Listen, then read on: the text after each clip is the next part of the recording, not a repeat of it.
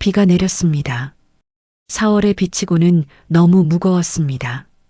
서울 하늘은 낮부터 잿빛이었고 병원 창문을 두드리는 빗소리는 멈출 생각이 없었습니다. 한지은은 중환자실 앞 복도 의자에 앉아 그 소리를 들었습니다.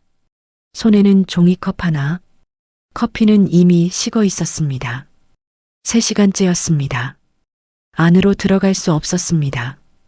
유리창 너머로 보이는 침대 위에 남자 튜브를 달고 기계 소리에 맞춰 겨우 숨을 쉬는 그 남자가 자신의 남동생이라는 사실이 아직도 실감 나지 않았습니다.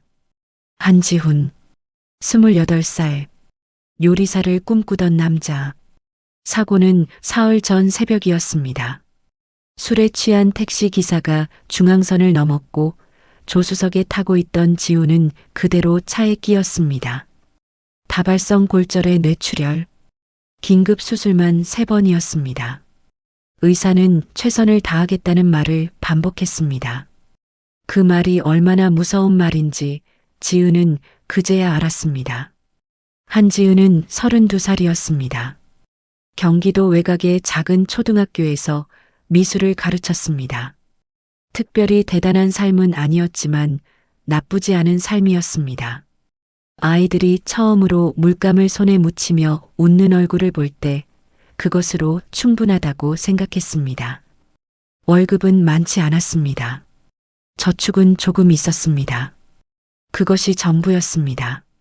부모님은 일찍 돌아가셨습니다. 지은이 22, 지훈이 18이었을 때 빙판길 교통사고였습니다. 그때부터 둘은 둘이서만 세상을 살았습니다.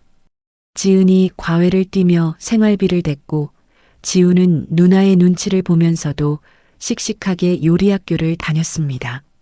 싸운 적도 있었습니다. 지훈이 철없이 굴어 지은이 소리를 지른 날도 있었습니다. 그래도 저녁이면 좁은 식탁에 마주 앉아 밥을 먹었습니다. 그게 이 남매의 전부였습니다. 그런데 지금 그 식탁의 절반이 유리창 너머에 누워 있었습니다. 원무가 창구에서 받은 서류를 지은은 아직 손에 쥐고 있었습니다. 예상 치료비, 수술비, 중환자실 입원비, 재활까지 포함한 총 예상 금액에는 5개의 숫자가 나란히 찍혀 있었습니다. 5억. 숫자를 처음 봤을 때 웃음이 나올 뻔했습니다. 너무 비현실적이어서. 지은의 통장 잔고는 2,300만 원이었습니다. 적금은 해지했습니다. 지훈의 약혼녀 박수진이 부모님께 빌린 돈을 보태도 5천만 원을 넘지 못했습니다. 보험은 일부만 적용되었습니다. 택시회사는 가입보험 한도를 이미 들먹이고 있었습니다. 복도 끝에서 수진이 울고 있었습니다. 조용히 소리도 없이 울고 있었습니다. 지은은 그쪽을 바라보다가 시선을 돌렸습니다. 위로할 말을 찾지 못해서가 아니었습니다. 자신이 먼저 무너질 것 같아서였습니다. 그가 나타난 것은 그때였습니다. 복도 저쪽에서 걸어오는 남자였습니다. 회색 슈트에 검은 우산을 반쯤 접은 채였습니다. 병원 복도와 어울리지 않는 사람이었습니다. 너무 단정했고 너무 조용했습니다. 그는 지은 앞에서 멈췄습니다. 한지은 선생님이시죠? 말투는 질문이었지만 확인이었습니다. 저는 리처드라고 합니다. 신한테크 김태준 대표 비서입니다. 지은은 그 이름을 몰랐습니다. 신한테크는 들어본 적 있었습니다. 건설과 물류, 최근엔 바이오까지 손을 뻗은 중견그룹. 하지만 그것이 자신과 무슨 관계인지 알 수 없었습니다. 리처드는 명함을 내밀었습니다. 그리고 한 박자 쉬었다가 말을 이었습니다. 대표님께서 치료비 전액을 지원하고 싶다고 하셨습니다. 조건이 하나 있습니다. 조건. 지은은 그 단어에서 이미 나쁜 예감을 느꼈습니다. 6개월간 대표님의 배우자로 지내주십사 하는 겁니다. 계약 혼인입니다. 기간이 끝나면 조용히 정리됩니다. 선생님의 일상은 보장드립니다. 잠시 침묵이 흘렀습니다. 빗소리만 창문을 두드렸습니다. 지은은 웃어야 할지 화를 내야 할지 몰랐습니다. 어이없는 이야기였습니다. 드라마에서나 나올 법한 이야기였습니다. 거절하는 것이 당연했습니다. 그런데 고개를 돌리자 유리창 너머 지훈의 창백한 얼굴이 보였습니다. 그리고 복도 끝에서 수진이 여전히 울고 있었습니다. 지은은 눈을 감았습니다. 아주 잠깐이었습니다. 언제까지 답을 드려야 하나요? 목소리가 생각보다 잘 나왔습니다. 그것이 오히려 이상하게 느껴졌습니다. 리처드는 잠시 그녀를 바라보더니 조용히 대답했습니다. 오늘 자정까지입니다. 그는 고개를 살짝 숙이고 돌아섰습니다. 구두 소리가 복도를 지나 멀어졌습니다. 지은은 다시 유리창을 바라봤습니다. 빗소리는 멈추지 않았습니다. 창문을 타고 흘러내리는 빗물이 꼭 흐려지는 무언가처럼 보였습니다. 삶의 윤곽 같은 것이 빗속에서 번지고 있었습니다. 그날 자정, 그녀는 변호사 사무실 문을 열었습니다. 엘리베이터 문이 열렸습니다. 지은은 한 발짝 내딛다가 멈췄습니다. 넓었습니다. 아파트라고 부르기엔 너무 넓었습니다. 통유리 너머로 강남의 야경이 한눈에 펼쳐졌고 바닥은 회색빛 대리석이었습니다. 천장은 높았고 가구는 적었습니다. 꼭 전시관 같았습니다. 사람이 사는 곳이라기보다 사람이 전시되는 곳 같았습니다. 리처드가 옆에서 조용히 말했습니다. 짐은 2층 방에 옮겨두었습니다. 필요한 것이 있으시면 말씀해 주십시오. 지은은 고개를 끄덕였습니다. 여행 가방 하나, 작은 손가방 하나. 그것이 그녀가 이 집으로 가지고 온 전부였습니다. 그때였습니다. 거실 안쪽, 창가 쪽에서 작은 기계음이 들렸습니다. 전동 휠체어였습니다. 천천히 소리 없이 이쪽으로 다가오는 사람이 있었습니다. 김태준이었습니다. 지은은 그를 처음 보았습니다. 사진으로 보던 사람과는 달랐습니다. 사진 속의 그는 양복 차림의 단단한 인상이었습니다. 하지만 지금 눈앞에 그는 말랐습니다. 뺨이 꺼져 있었고 손등의 혈관이 도드라졌습니다. 50대 초반이라는 나이보다 훨씬 오래된 얼굴이었습니다. 그러나 눈빛만큼은 달랐습니다. 어둡지 않았습니다. 조용하고 깊었습니다. 휠체어가 멈췄습니다. 잠시 침묵이 흘렀습니다. 고마워요. 그것이 첫 마디였습니다. 짧고 낮은 목소리였습니다. 과하지 않았습니다. 그래서 오히려 더 마음 어딘가에 얹혔습니다. 지은은 뭐라고 대답해야 할지 몰랐습니다. 천만에요라고 하기엔 상황이 너무 이상했고 별 말씀을요라고 하기엔 너무 많은 것을 주고받은 사이였습니다. 결국 그녀는 그냥 고개를 한번 숙였습니다. 태주는 그것으로 충분했는지 천천히 휠체어를 돌렸습니다. 복도 끝 서재 쪽으로 사라졌습니다. 문이 닫혔습니다. 지은은 그 자리에 잠시 서 있었습니다. 야경은 여전히 빛났습니다. 이 집의 모든 것이 빛났습니다. 그런데 어딘가 이상하게 차가웠습니다. 이모 할머니는 다음날 아침에 소개를 받았습니다. 70세였습니다. 허리가 약간 굽었지만 걸음은 빠르고 눈은 밝았습니다. 이름은 황복순. 태준이 25에 창업을 시작할 때부터 이 집에 있었다고 했습니다. 가족은 아니지만 가족보다 오래된 사람이었습니다. 아침 식사를 차리는 복순 씨 옆에서 지은은 조용히 물었습니다. 대표님 부모님은? 복순 씨는 대답을 잠깐 미뤘습니다. 달걀을 프라이팬에 올리고 나서야 입을 열었습니다. 아버지는 태준이 20살 때 돌아가셨고요. 어머니는 그 이듬해에 따라가셨지요. 그때부터 저 혼자였어요. 이 아이 곁에. 저 혼자였어요. 그 말이 이상하게 마음에 걸렸습니다. 이 넓은 집에 이 많은 것들 속에 결국 한 사람뿐이었다는 뜻이었습니다. 복순 씨는 낮은 목소리로 덧붙였습니다. 심근증이에요. 작년 말에 판정받으셨는데 의사가 6개월이라고 했습니다. 그게 벌써 5달이 지났어요. 지은은 손에 들고 있던 머그잔을 천천히 내려놓았습니다. 5달. 그러니까 남은 시간은 1달 남짓. 계약 기간이 6개월이라고 했을 때 지은은 그것이 단순한 숫자라고 생각했습니다. 그런데 그 숫자에는 이미 다른 시간이 겹쳐 있었습니다. 태준이 살 수 있는 시간과 지은이 이 집에 머무는 시간이 거의 일치했습니다. 그것이 우연인지 계획인지 지은은 아직 알 수 없었습니다. 첫 주가 지났습니다. 생활은 예상보다 조용했습니다. 태준은 대부분의 시간을 1층 서재에서 보냈습니다. 화상 회의를 하거나 보고서를 검토하거나 그냥 창밖을 바라보거나 리처드가 오전에 들렀다 가는 것 외에 손님도 없었습니다. 지은은 2층에 머물렀습니다. 오전엔 학교에 임시 휴직계를 냈고 오후엔 병원에 갔습니다. 지우는 조금씩 나아지고 있었습니다.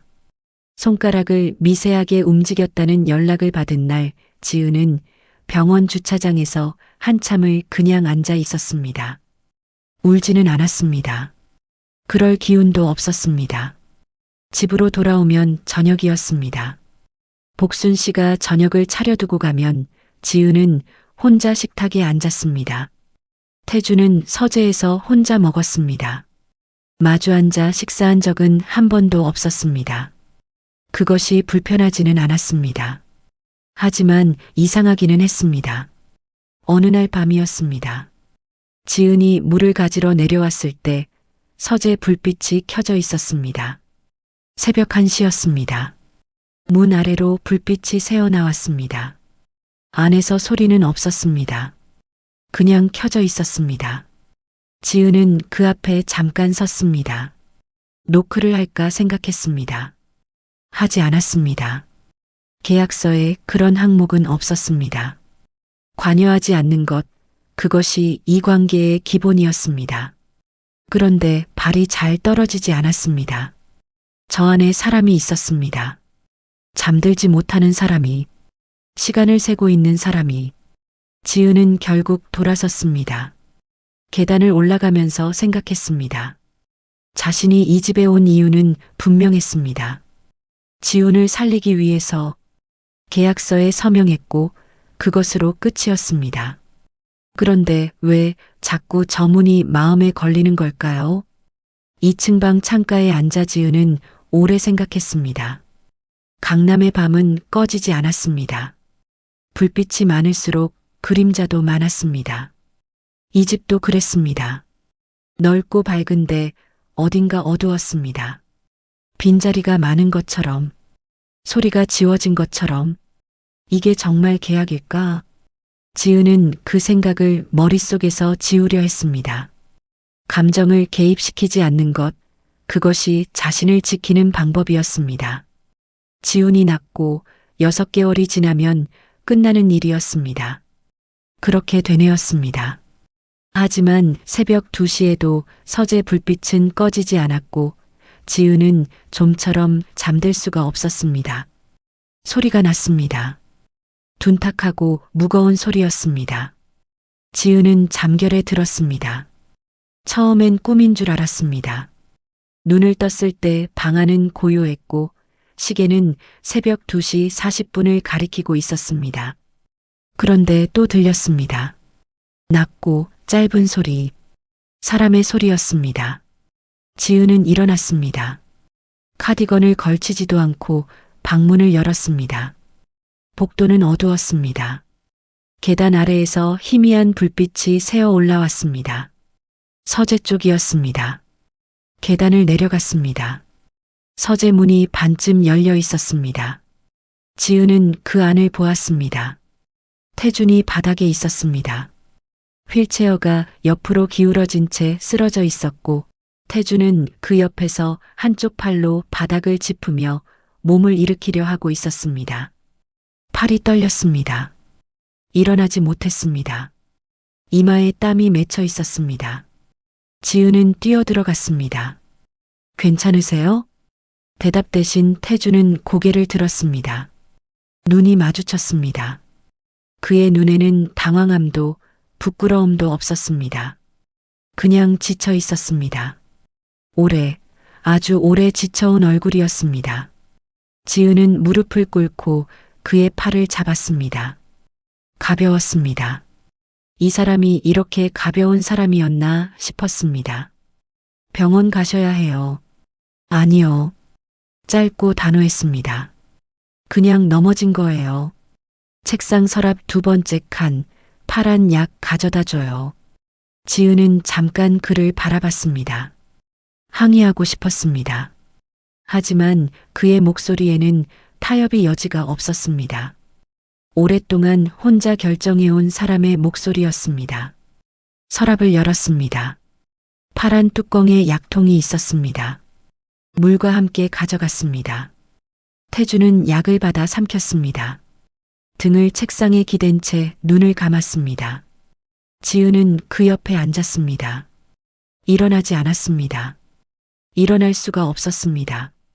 잠시 후 태준이 조용히 말했습니다. 한개월도 안 남았어요. 의사 말로는. 지은은 아무 말도 하지 않았습니다. 그러니까 병원은 필요 없어요. 지금은. 바닥이 차가웠습니다. 두 사람은 서재 바닥에 나란히 등을 기댄 채 앉아 있었습니다. 창밖으로 강남의 불빛이 보였습니다. 꺼지지 않는 불빛들이. 지은은 무릎을 끌어안았습니다. 무언가를 말해야 한다고 생각했습니다. 위로든 반론이든. 그런데 아무것도 나오지 않았습니다. 이 상황에서 말이 무슨 소용인지 알 수 없었습니다. 그냥 옆에 있었습니다. 그것이 그날 밤 지은이 할 수 있는 전부였습니다. 아침이 되었습니다. 복순 씨가 오기 전에 지은이 먼저 식탁을 차렸습니다. 냉장고에 있는 것들로 간단히. 미역국은 끓이지 못했지만 밥은 됐습니다. 계란찜도 됐습니다. 태준이 서재에서 나왔습니다. 지은이 식탁을 차리고 있는 것을 보고 잠깐 멈췄습니다. 뭔가를 말하려다 그냥 자리에 앉았습니다. 둘이 마주 앉은 것은 처음이었습니다. 어색했습니다. 숟가락 소리가 유난히 크게 들렸습니다. 지은은 미역국을 못 끓인 것이 괜히 마음에 걸렸습니다. 태준이 먼저 말했습니다. 요리 잘 못하는군요. 네, 못해요. 나도 못해요. 그것으로 끝이었습니다. 그런데 이상하게 웃음이 날 것 같았습니다. 지은은 참았습니다. 밥을 먹으면서 조금씩 말이 나왔습니다. 태준이 먼저 물었습니다. 미술 선생이 된 이유를. 지은은 짧게 대답했습니다. 아이들이 처음 그림을 그릴 때 얼굴이 좋아서라고. 태준은 고개를 끄덕였습니다. 이해한다는 듯이. 나는 처음 계약 성사됐을 때 그랬어요. 26이었는데. 어떤 기분이었어요? 무서웠어요. 근데 멈출 수가 없었지. 그는 담담하게 말했습니다. 성공담이라기보다 고백에 가까웠습니다. 누군가에게 오래 해두고 싶었던 말처럼 들렸습니다. 지은은 조심스럽게 물었습니다. 외로우셨겠다. 질문이 아니었습니다. 그냥 하게 된 말이었습니다. 태주는 대답하지 않았습니다. 대신 밥그릇을 내려다보았습니다. 그것이 대답이었습니다. 지은은 잠깐 망설이다가 말했습니다. 저는 스튜디오 차리고 싶어요. 작은 거요. 아이들이 마음껏 그릴 수 있는 공간. 언젠가. 태준이 그 말을 받았습니다. 조용히, 천천히. 죽으면 차려요. 스튜디오. 지은은 눈을 들었습니다. 태준의 표정은 가볍지 않았습니다. 농담이 아니었습니다. 진심이었습니다. 자신이 없어진 후에도 무언가가 이어지기를 바라는 사람의 눈빛이었습니다. 지은은 고개를 끄덕였습니다. 말없이 그것으로 약속이 되었습니다. 그 후로 루틴이 생겼습니다. 오전엔 각자였습니다. 태주는 서재에서 일을 보았고 지은은 병원에 다녀왔습니다. 지우는 여전히 느리지만 나아지고 있었습니다. 오른손을 주먹 쥐었다는 연락을 받은 날 지은은 차 안에서 잠깐 눈을 감고 감사 기도를 했습니다. 종교가 있는 것도 아니었지만 그냥 하게 됐습니다. 오후엔 거실에서 마주쳤습니다. 어느 날 태준이 책을 읽고 있었고 지은은 그 옆 소파에 앉아 스케치북을 펼쳤습니다. 서로 아무 말도 하지 않았습니다. 그런데 이상하게 불편하지 않았습니다. 같은 공간에 있는 것이 억지스럽지 않았습니다. 며칠 후 태준이 먼저 말했습니다. 한강 보이는데 가고 싶어요. 지은은 잠깐 생각했습니다. 그러고는 일어났습니다. 나가요. 한강은 늦은 오후였습니다. 휠체어를 밀며 산책로를 걸었습니다. 지은이 뒤에서 밀고 태준이 앞을 바라보았습니다. 말은 많지 않았습니다. 노을이 물 위에 깔렸습니다. 주황빛이 강 전체에 번지는 것을 두 사람은 나란히 바라봤습니다. 태준이 말했습니다. 이런 거 오래 못 봤어요. 얼마만이에요? 기억 안 나요. 지은은 아무 말도 하지 않았습니다. 휠체어 손잡이를 꼭 쥔 채 앞을 바라봤습니다. 노을은 빠르게 지고 있었습니다. 붙잡을 수 없었습니다. 그냥 보는 수밖에 없었습니다. 태준의 어깨가 조금 내려앉는 것이 보였습니다. 긴장이 풀리는 것인지 필요한 것인지 알 수 없었습니다. 그러나 그의 옆모습에는 지은이 이 집에 처음 들어왔을 때는 없던 무언가가 있었습니다. 작은 것이었습니다. 아주 작은 것이었습니다. 미소라고 부르기엔 옅었지만 굳었던 얼굴이 조금 풀린 것이었습니다. 지은은 그것을 보았습니다. 그리고 시선을 강으로 돌렸습니다. 마음이 흔들렸습니다. 처음엔 연민이었습니다. 넘어진 사람을 돕는 마음. 당연한 것이었습니다. 그런데 지금 이 흔들림은 달랐습니다. 이름 붙이기 어려웠습니다. 그래서 더 조심스러웠습니다. 이 사람이 한 달 안에 없어진다고 했습니다. 의사가 그렇게 말했고 태준 자신도 그렇게 알고 있었습니다. 지은이 할 수 있는 것은 없었습니다. 치료법이 있는 것도 아니고 붙잡을 방법이 있는 것도 아니었습니다. 그런데 포기하지 않았으면 좋겠다고 생각했습니다. 치료를, 시간을, 지금 이 노을 같은 것들을. 지은은 그 생각을 입 밖에 내지 않았습니다. 아직은. 하지만 마음속에서 작게 결심했습니다. 적어도 내가 옆에 있는 동안은 이 사람이 혼자 밤을 새지 않게 하겠다고. 계약서에 없는 결심이었습니다. 강바람이 불었습니다. 노을은 다졌습니다. 두 사람은 한동안 어두워지는 강을 바라보다가 천천히 돌아왔습니다. 4개월이 지났습니다. 봄이 가고 여름이 왔습니다. 한강의 노을도 조금씩 늦어졌고 태준과의 산책은 어느새 루틴이 되었습니다. 지우는 재활병동으로 옮겼습니다. 수진이 매일 곁을 지켰고 지우는 천천히 그러나 분명하게 돌아오고 있었습니다. 그런데 태준이 이상했습니다. 처음엔 기침이었습니다. 한 번씩 짧게. 대수롭지 않았습니다. 그런데 날이 갈수록 잦아졌습니다. 산책 중에 멈춰야 하는 날이 생겼습니다. 식사량이 줄었습니다. 안색이 더 창백해졌습니다. 서재에서 보내는 시간이 다시 길어졌습니다. 지은은 물었습니다. 태준은 괜찮다고 했습니다. 의사가 예상한 경과라고 당연한 거라고 했습니다. 지은은 그 말을 믿으려 했습니다. 믿어야 한다고 생각했습니다. 그런데 믿어지지 않았습니다. 이상한 것을 발견한 건 우연이었습니다. 태준이 외출한 사이 지은은 욕실 청소를 도왔습니다. 복순 씨 허리가 좋지 않은 날이었습니다. 세면대 아래 수납장을 열었을 때 약병들이 보였습니다.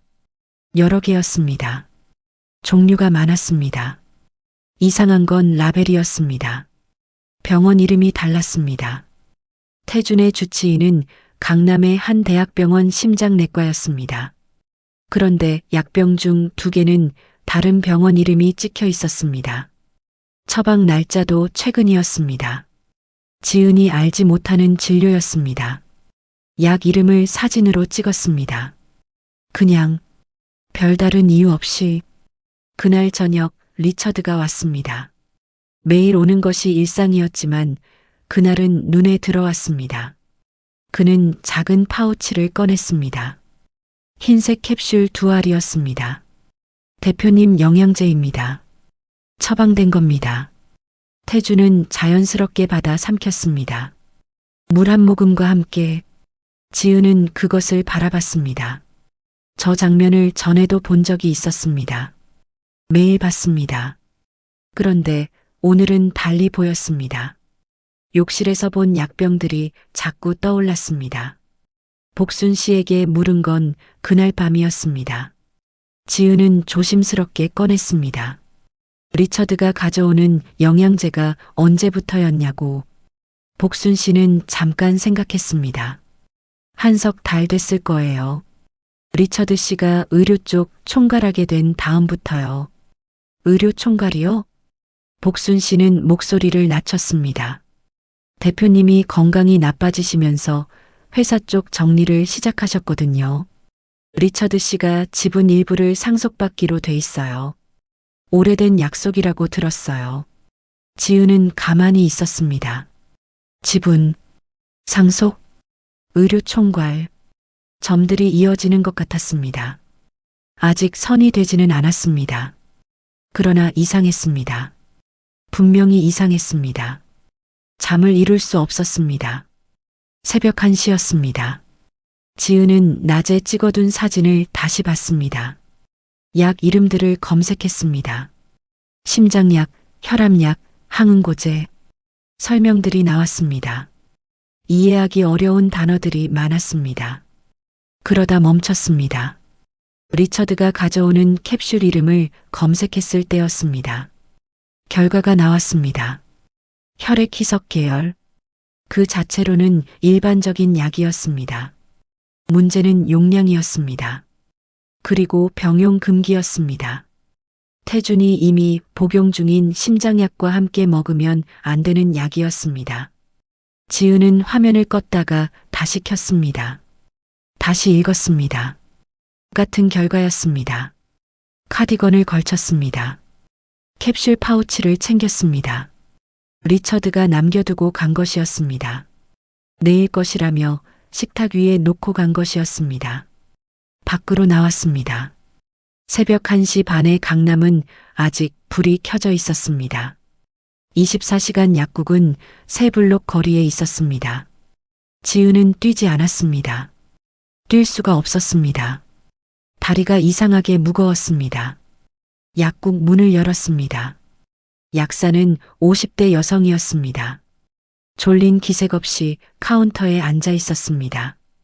지은은 파우치를 내밀었습니다. 약 이름과 태준이 복용 중인 약 목록을 적은 메모도 함께 내밀었습니다.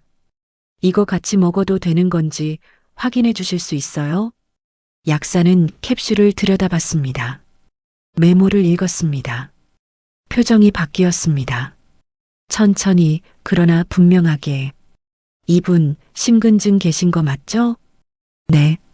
이거 드시면 안 돼요. 약사의 목소리가 낮아졌습니다. 고용량 항응고제예요. 일반 용량의 3배가 넘어요. 심근증 환자가 이걸 지금 드시는 약이랑 같이 복용하면 심장에 과부하가 걸려요. 서서히, 티가 잘 안 나게. 지은은 카운터를 잡았습니다. 얼마나 됐냐에 따라 다르겠지만 석 달 이상이면 지금 상태가 심각할 수 있어요. 당장 병원 가셔야 해요. 지금요. 지은의 손이 떨렸습니다. 석 달. 리처드가 영양제를 가져오기 시작한 게 딱 석 달 전이었습니다. 태준의 상태가 급격히 나빠진 것도 그 무렵이었습니다. 감사합니다. 겨우 그 말만 했습니다. 약국을 나왔습니다. 밤 공기가 차가웠습니다. 지은은 잠깐 멈췄습니다. 숨을 골랐습니다. 손 안에 파우치가 있었습니다. 흰 캡슐 2알. 이렇게 작은 것이었습니다. 생각이 빠르게 지나갔습니다. 자신은 의사가 아니었습니다. 약사의 말이 전부 맞다고 단정할 수도 없었습니다. 리처드에 대한 의심이 틀릴 수도 있었습니다. 섣불리 움직였다가 잘못되면 모든 것이 더 복잡해질 수 있었습니다. 그런데 태준의 얼굴이 떠올랐습니다. 새벽 서재 바닥에서 혼자 일어나려던 얼굴, 한강을 바라보며 처음으로 힘을 뺐던 옆모습, 스튜디오를 차리라고 했던 목소리, 포기하지 않겠다고 결심했었습니다. 그 결심이 지금이었습니다. 핸드폰을 꺼냈습니다. 112를 눌렀습니다. 신호가 갔습니다. 신고 접수입니다. 심장 환자인데요. 복용 중인 약에 문제가 있는 것 같아요. 지금 바로 병원 이송이 필요합니다. 목소리가 생각보다 또렷했습니다. 주소를 말했습니다. 상황을 설명했습니다. 약사에게 들은 내용을 그대로 전했습니다. 전화를 끊고 태준에게 전화했습니다. 신호가 3번 갔습니다. 왜요? 잠긴 목소리였습니다. 자고 있었던 것 같았습니다. 병원 가셔야 해요. 지금 무슨 소리예요? 설명은 가면서 드릴게요. 일단 옷 입고 나와주세요. 부탁이에요. 짧은 침묵이 있었습니다. 태준은 끊지 않았습니다. 구급차가 오는데 7분이 걸렸습니다. 지은은 태준 옆에 있었습니다. 응급대원들이 바이탈을 체크했습니다. 수치를 보는 대원의 눈썹이 미세하게 움직였습니다. 좋지 않다는 뜻이었습니다.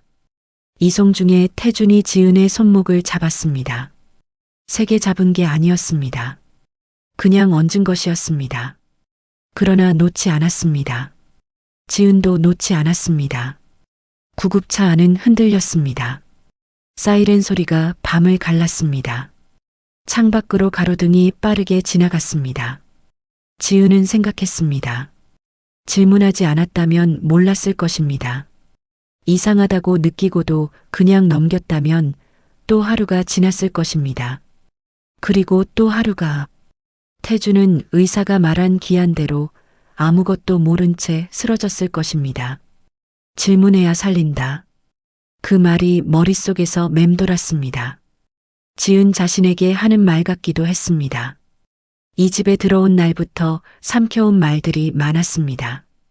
궁금해도 묻지 않았고 이상해도 넘겼습니다. 계약이라는 선 안에 스스로를 가뒀습니다. 그런데 오늘 처음으로 그 선을 넘었습니다.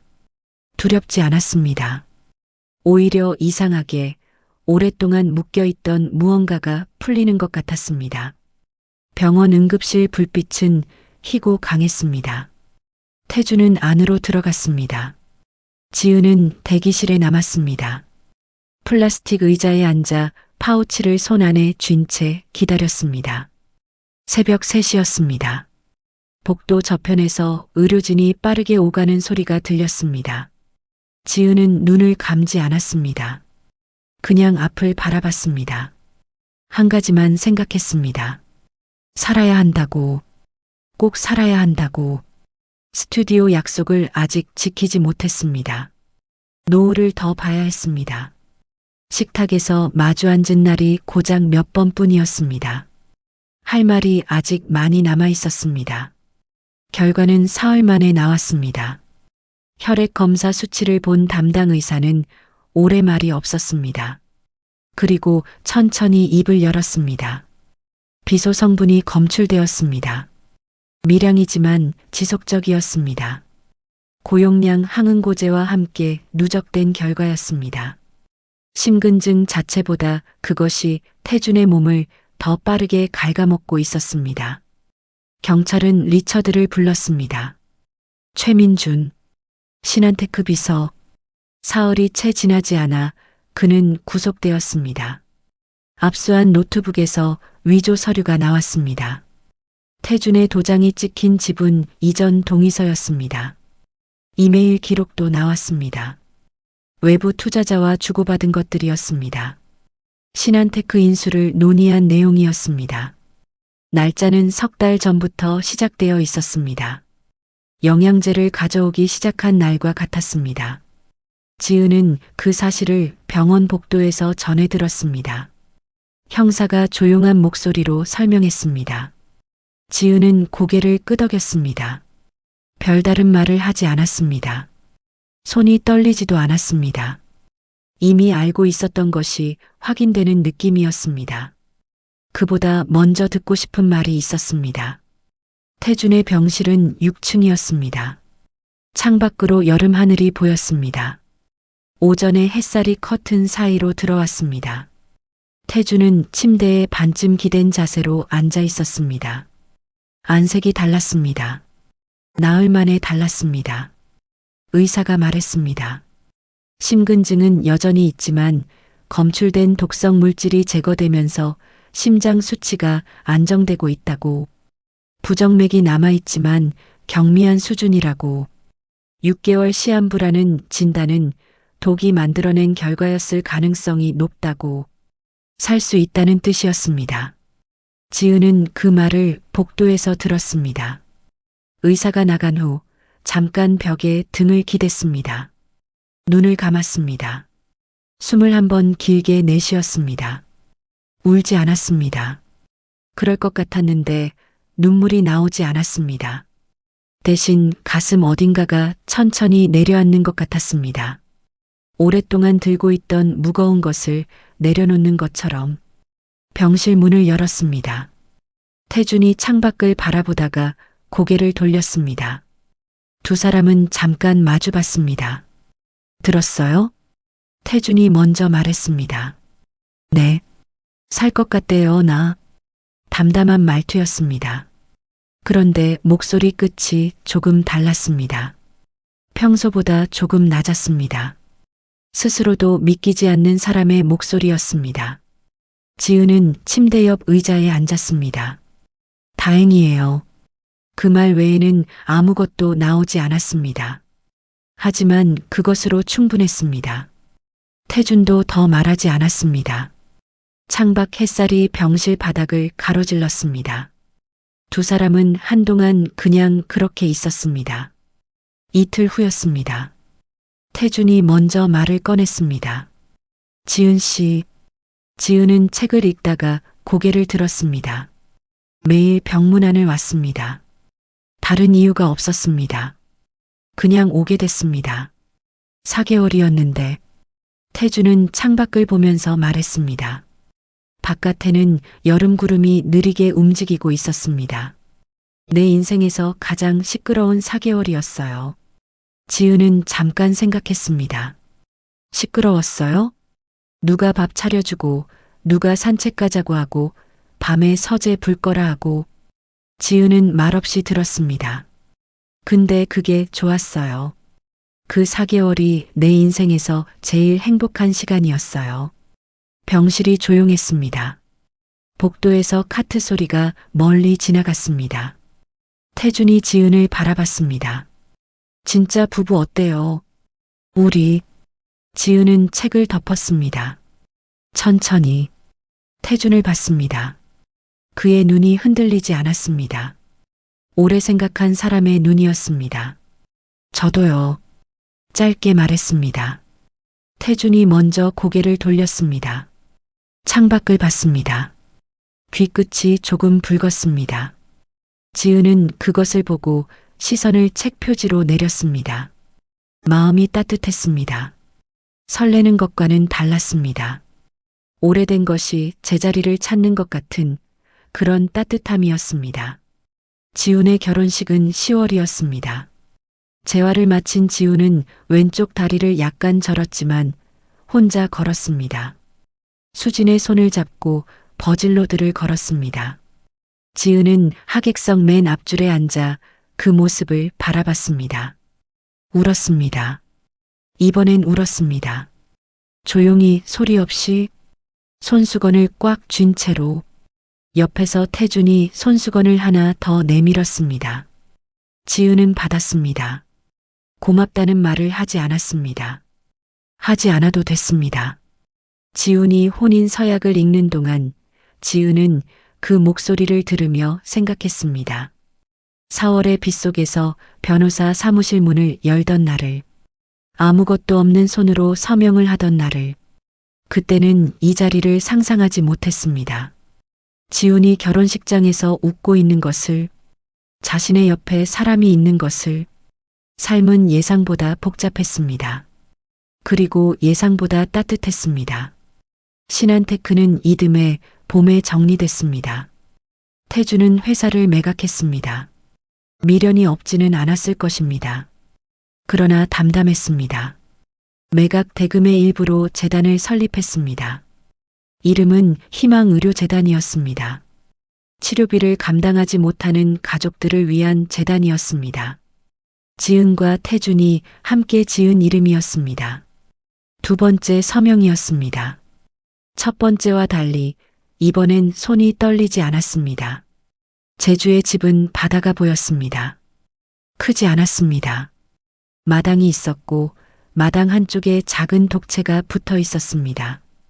지은의 화실이었습니다. 창이 넓었습니다. 바다빛이 오전 내내 들어왔습니다. 아이들이 오는 날은 그림 냄새가 났습니다. 물감과 종이 냄새, 지은이 가장 좋아하는 냄새였습니다. 어느 날 오후 모르는 번호로 전화가 왔습니다. 22살이라고 했습니다. 2년 전 재단 지원을 받아 어머니 치료를 마쳤다고 했습니다. 이제 간호사가 됐다고 했습니다. 감사 인사를 전하고 싶었다고 했습니다. 지은은 화실 문 앞에 서서 그 이야기를 들었습니다. 잘 됐네요. 정말 잘 됐어요. 전화를 끊고 바다를 바라봤습니다. 파도가 들어왔다 나갔습니다. 멈추지 않았습니다. 태준이 마당에서 책을 읽다가 고개를 들었습니다. 누구요? 고맙다는 사람이요. 태준은 잠깐 지은을 바라봤습니다. 그러고는 다시 책으로 시선을 내렸습니다. 입꼬리가 조금 올라갔습니다. 지은은 화실로 돌아갔습니다. 캔버스 앞에 앉았습니다. 붓을 들었습니다. 그날 저녁 비가 왔습니다. 제주의 비는 서울의 비와 달랐습니다. 더 굵고 더 시원했습니다. 창문을 두드리는 소리가 낯설지 않았습니다. 태준과 지은은 나란히 창가에 앉았습니다. 빗소리를 들었습니다. 차를 마셨습니다. 말을 많이 하지 않았습니다. 하지 않아도 됐습니다. 지은은 창문에 맺히는 빗방울을 바라봤습니다. 처음 이 이야기가 시작된 날도 비였습니다. 병원 복도, 차가운 플라스틱 의자, 식어버린 커피, 모든 것이 흐려지는 것 같던 날이었습니다. 그날의 빗방울은 무겁고 어두웠습니다. 그런데 지금 창문에 흘러내리는 빗방울은 달랐습니다. 빛이 있었습니다. 마당 등불이 반사된 것이었지만 빗방울 하나하나가 작게 빛났습니다. 흘러내리면서 빛났습니다. 같은 비였습니다. 달라진 건 빛이었습니다. 태준이 조용히 말했습니다. 외로움도 독이에요. 지은이 바라봤습니다. 천천히 티 안 나게. 근데 확실하게 망가뜨려요. 지은은 찻잔을 두 손으로 감쌌습니다. 그러니까 우리가 서로 구한 거네요. 태준은 대답하지 않았습니다. 대신 창밖을 바라봤습니다. 그것이 대답이었습니다. 마이너스 마이너스 마이너스. 빗방울은 계속 흘러내렸습니다. 빛나면서 흘러내렸습니다. 삶도 그런 것인지 모릅니다. 흐려질 때도 있고 무너질 것 같을 때도 있습니다. 그러나 옆에 빛이 있으면 같은 빗방울도 달리 보입니다. 질문하면 살 수 있습니다. 선택하면 바뀔 수 있습니다. 그리고 가끔 계약으로 시작한 일이 인생에서 가장 진실한 것이 되기도 합니다. 지은은 그것을 알았습니다. 빗소리 속에서 천천히 알았습니다.